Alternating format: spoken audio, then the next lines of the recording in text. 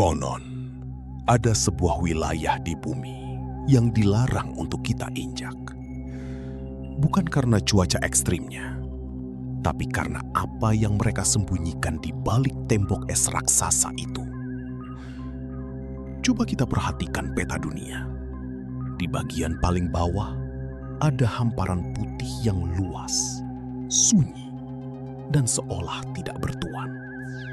Namun, di balik keheningan itu, tersimpan sebuah keganjilan yang sangat nyata. Pernahkah kita berpikir, mengapa negara-negara besar di dunia yang biasanya saling sikut, berebut minyak, dan saling mengancam dengan nuklir, tiba-tiba bisa duduk tenang di satu meja dan sepakat untuk menyegel benua ini? Sejak tahun 1959, melalui perjanjian Antartika, pintu menuju ujung selatan dunia ini resmi tertutup bagi kita. Mereka bilang, itu demi ilmu pengetahuan dan perlindungan lingkungan. Tapi, benarkah sesederhana itu? Di ruang-ruang remang, di mana dokumen rahasia berpindah tangan, bisikan-bisikan itu mulai terdengar. Antartika bukanlah sekedar tumpukan salju. Di sana berdiri sebuah tembok es raksasa yang menjulang tinggi. Sebuah batas yang bukan dibentuk oleh alam semesta saja, melainkan dijaga ketat oleh patroli militer bersenjata lengkap. Siapapun yang mencoba melintas tanpa izin khusus akan dicegat, diusir, atau hilang tanpa jejak. Apa yang sebenarnya mereka lindungi? Apakah ini hanya masalah kedaulatan? Atau ada sesuatu di balik tembok itu yang bisa mengubah segalanya yang kita ketahui tentang dunia? Dokumen-dokumen lama yang coba dihapus mulai muncul ke permukaan, membawa kita kembali ke tahun 1946, ke sebuah misi militer besar-besaran bernama Operation High Jump. Hari ini, kita tidak akan hanya membahas geografi. Kita akan masuk ke dalam lubang kelinci yang gelap, membongkar misteri yang coba mereka sembunyikan dari mata publik. Siapkan diri kita, karena apa yang akan kita temukan mungkin akan membuat kita mempertanyakan kembali batas-batas dunia yang selama ini kita yakini. Mari kita mulai bisikan ini. Selama puluhan tahun, narasi resmi yang diberikan kepada kita melalui buku sejarah dan kurikulum sekolah telah dipoles dengan sangat rapi. Kita selalu diberitahu bahwa Antartika hanyalah benua kosong yang tidak berpenghuni, hamparan es abadi yang membosankan dan hanya berguna untuk riset iklim. Namun, ada satu kepingan sejarah yang tidak pas dengan gambaran itu. Mari kita lihat kembali tahun 1946, tepat 1 tahun setelah Perang Dunia Kedua berakhir. Di saat dunia sedang mencoba bernapas lega dari kehancuran, Amerika Serikat justru meluncurkan sebuah misi raksasa yang diberi kode Operation High Jump. Pemerintah saat itu dengan tenang menjelaskan kepada publik bahwa ini hanyalah misi riset damai, latihan militer di cuaca dingin, dan upaya untuk memetakan wilayah Antartika yang belum terjamah. Tapi, mari kita gunakan logika kita sejenak. Ada sesuatu yang sangat ganjil di sini. Jika tujuannya hanya untuk memetakan wilayah dan meneliti cuaca, kenapa mereka harus mengirimkan armada perang yang sanggup menghancurkan sebuah negara kecil? Operation High Jump bukan sekedar ekspedisi ilmiah. Mereka mengirimkan lebih dari 4.700 tentara bersenjata lengkap. Mereka mengerahkan 13 kapal perang besar, termasuk kapal induk USS Philippine Sea, kapal selam USS Senet, hingga puluhan pesawat tempur yang dilengkapi dengan senapan mesin dan bom. Kita harus bertanya-tanya, untuk apa membawa kapal selam ke benua yang katanya hanya berisi penguin? Siapa yang mereka harapkan untuk ditemui di sana? Narasi pemerintah mencoba meyakinkan kita bahwa ini adalah ekspedisi damai. Namun kenyataan di lapangan menunjukkan skenario yang berbeda. Ini bukan riset. ini adalah invasi. Mereka bergerak seolah-olah sedang menuju medan tempur yang sesungguhnya. Kontradiksi antara apa yang mereka katakan dengan apa yang mereka bawa adalah bukti pertama bahwa ada sesuatu yang jauh lebih besar, sesuatu yang jauh lebih berbahaya yang sedang menunggu mereka di balik tembok es yang misterius itu. Mereka tidak pergi ke sana untuk belajar tentang salju. Kita tahu mereka pergi ke sana untuk mencari sesuatu yang sengaja mereka hilangkan dari peta resmi dunia mereka. Dan apa yang mereka temukan di sana adalah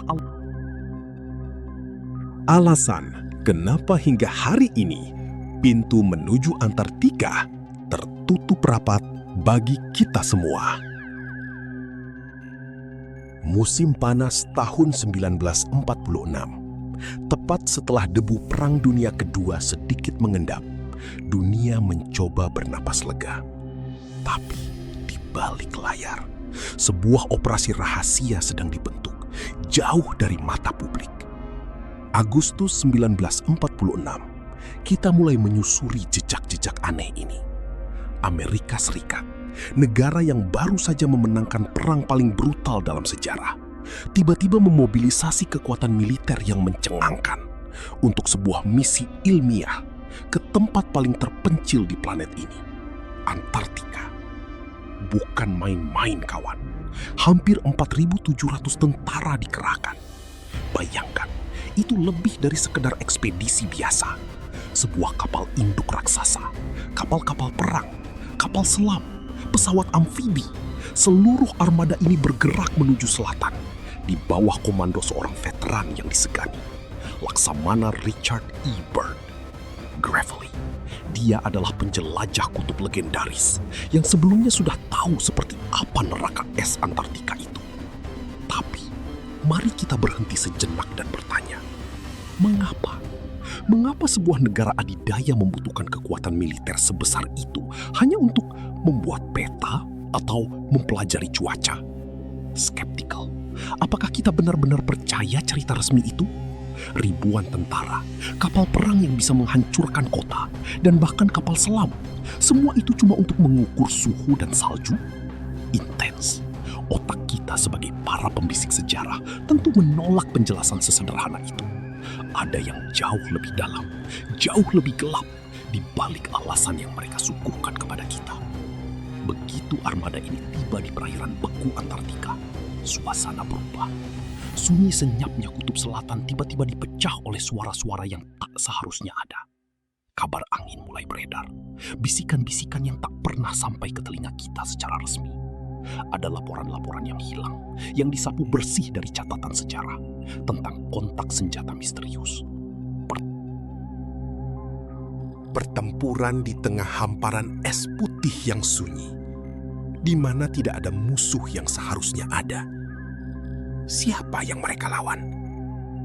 Apa yang mereka temukan di sana, di balik tembok es yang membentang tanpa batas? Sampai-sampai harus dihadapi dengan kekuatan militer penuh.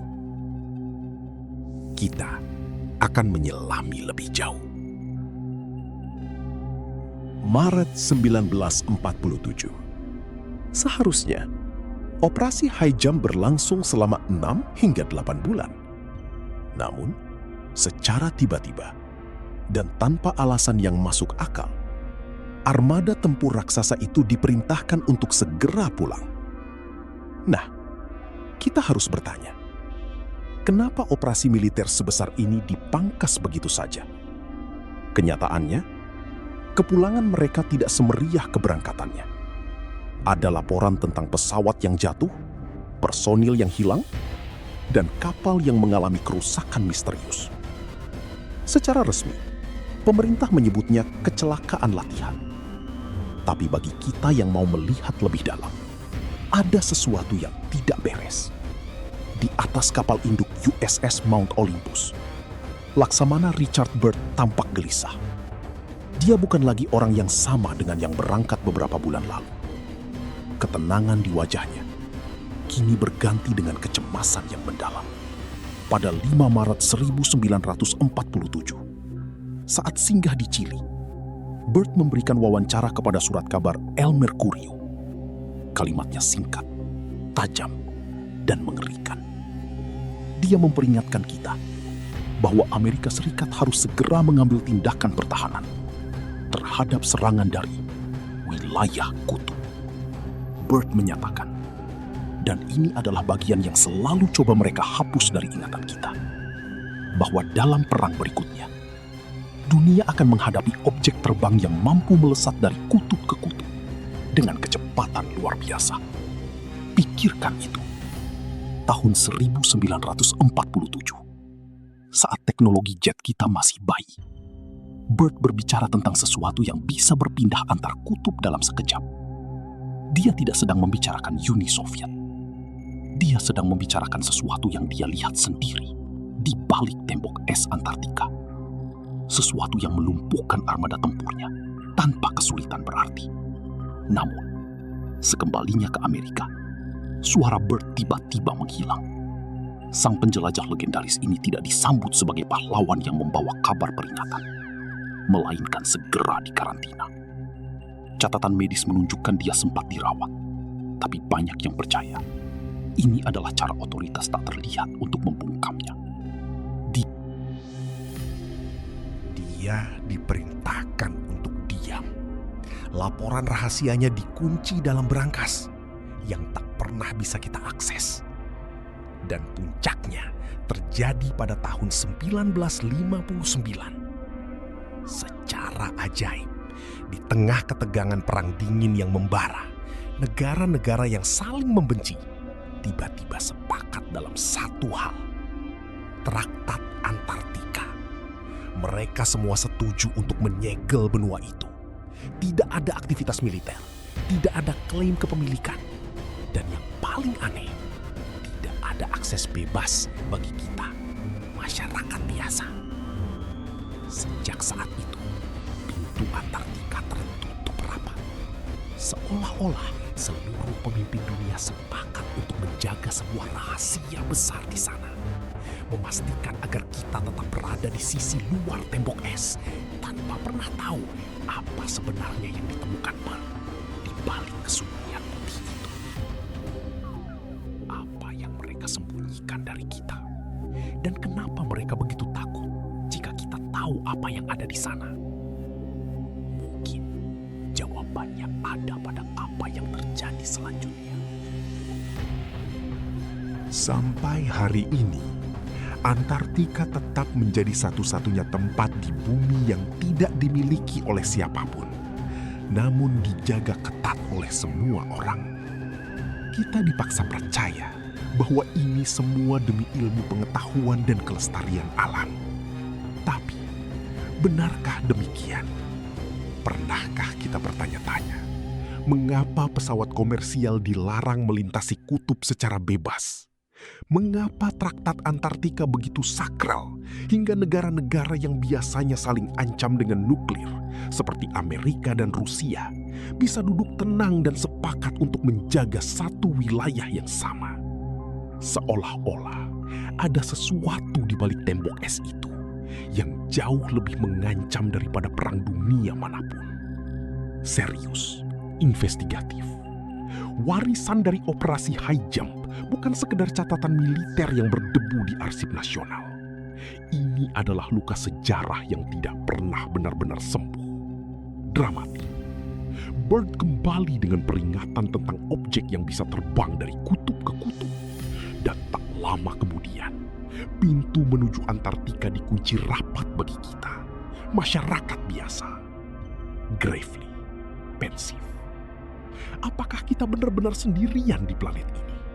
Ataukah ada peradaban lain, entitas lain, atau mungkin teknologi yang belum sanggup kita pahami, yang sedang bersembunyi di balik kesunyian putih itu? Selama penerbangan dilarang dan akses ke titik-titik tertentu di kutub tetap menjadi misteri medis dan militer, rahasia ini akan terus menghantui kita. Kita diingatkan bahwa sejarah yang kita baca di sekolah hanyalah permukaan yang sudah dipoles. Di bawah lapisan es tebal ribuan tahun itu tersimpan kebenaran yang mungkin terlalu berbahaya untuk kita ketahui. Sesuatu yang membuat para pemimpin dunia gemetar dan memilih untuk membungkam segalanya. Jangan pernah berhenti mempertanyakan apa yang mereka sembunyikan. Karena di ruang gelap tempat kita berbisik ini, kebenaran tidak pernah benar-benar hilang. Ia hanya sedang menunggu untuk ditemukan kembali. Terkubur jauh di bawah warisan es yang membeku.